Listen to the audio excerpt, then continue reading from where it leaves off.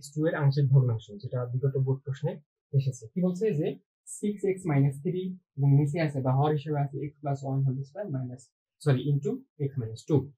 তার মানে এটাকে আংশিক ভগ্নাংশ আকারে প্রকাশ করতে হবে।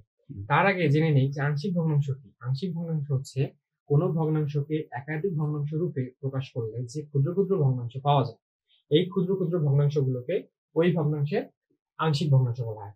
তো এটাকে আমরা আংশিক ভগ্নাংশে রূপান্তর করব।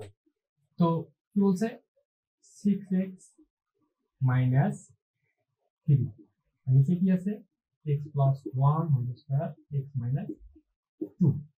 এটা একটা প্রকৃত ভগ্নাংশ, কারণ বোঝা যাচ্ছে যে উপরে x এর পাওয়ার আছে 1, নিচে x এর পাওয়ার বেশি 2 আর 1 3, তার মানে এটা প্রকৃত ভগ্নাংশ। ঠিক আছে, আংশিক ভগ্নাংশে রূপান্তর করব আমরা। নিচে কয়টা উপাদান আছে বা হর আছে, নিচে হর